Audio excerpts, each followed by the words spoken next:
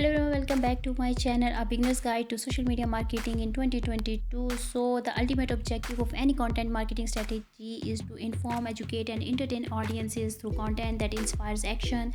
Social media marketing is no different. However, for beginners it can seem a bit daunting, as it's easy to get lost in the sea of the latest social media trends and techniques. Don't worry, if you are new to social media marketing, this practical guide is all that you will need to craft a social media strategy from scratch. So let's get started. Number one is that understand your audience. A successful social media marketing strategy is one that puts the audience at its core.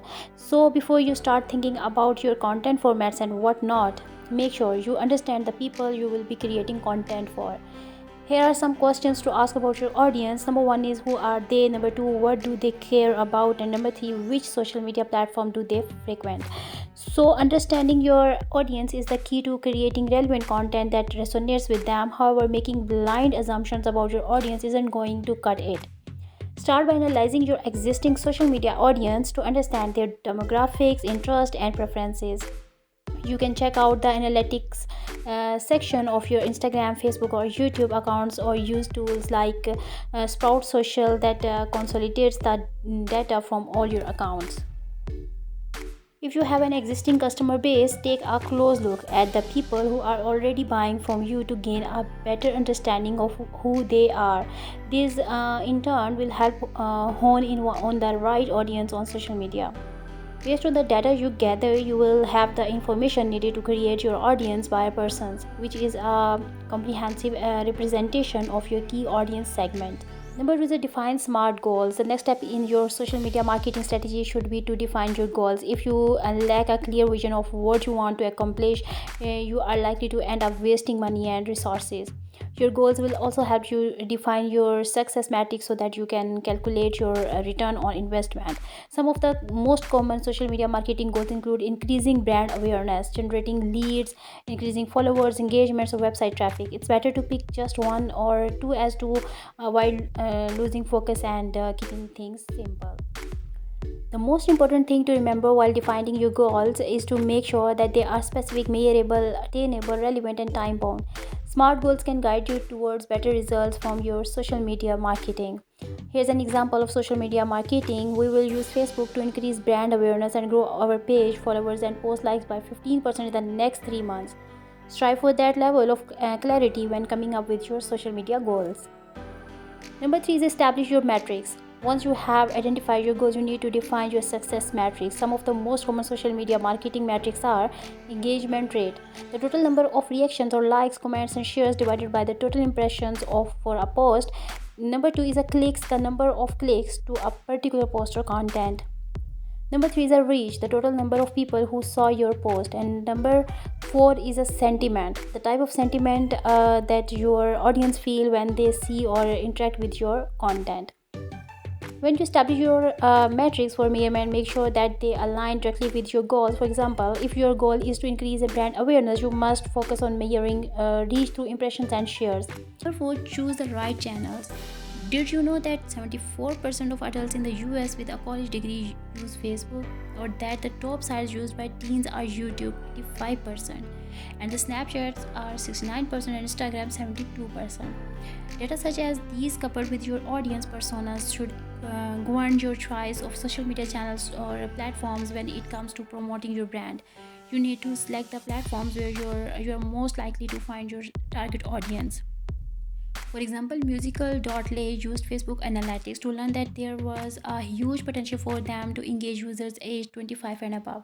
Based on this knowledge, they redesigned their interface to appeal to older users and recorded a 130% increase in users belonging to this age group.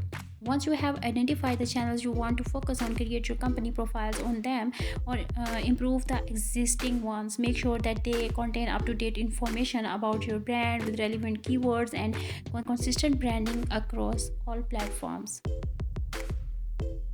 Number five, determine the right content mix. The next step is to create the content to be posted on the channels you have identified, and analysis of the social media accounts of your competitors can be a good starting point here.